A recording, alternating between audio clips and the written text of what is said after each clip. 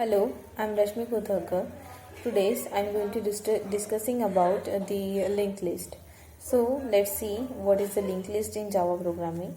So the linked list can be defined as the collection of objects called as node that are randomly stored in the memory. So the node contains of the two field that is the data stored in the particular address and the pointer which contain the address of next node in the memory. Then the last node of the list contains the pointer to the null. So let's see which are the uses of the linked list. So the linked list is not required to constantly presence of memory. The node can be reside anywhere in the memory and the node and the link together to make the list the and by this we can achieve the optimization utilization of the space. The list size is limited to the memory size and it doesn't need to be declared in advance. So the empty node cannot be present in the linked list. We can store value of primitive type or object in the single linked list. So let's see why use a linked list over the array. So till now we were using a array data structure to organize a group of element that to be stored individually in the memory. However, array has several advantage and disadvantage which must be which must be known in the order to decide the data structure which will be used throughout the program.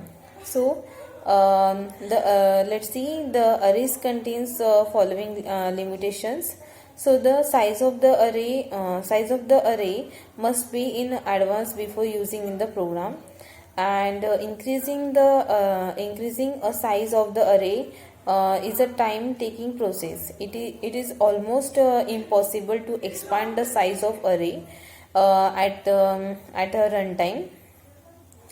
Then say third is the all the element of the array need to contiguously store in the memory. Inserting any array inserting any element in the array need shifting of its procedures. So the linked list is the data structure which we can overcome all the limitation of the array. Using the linked list is useful because it allocates the memory dynamically. Then all the nodes of the linked list are non-contiguously stored in the memory and link together, which is help to pointer. Then the sizing is no longer a problem since we do not need to define its size at the time of declaration. So the list grows as per the program demand and limited to the available memory space. Then the single linked list or the one-way chain.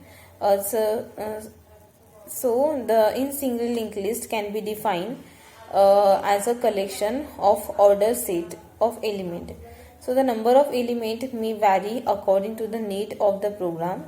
A need in the single linked list consists of the two part, that is the data part and the link part.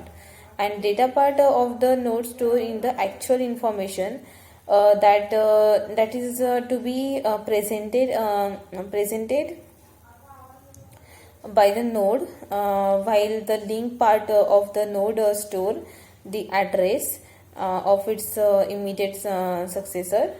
Then the one-way chain or the single linked list can be traced only in the one direction. In other word, we can also say that each nodes contains of only the next pointer. Therefore, we cannot transverse the list in the reverse direction.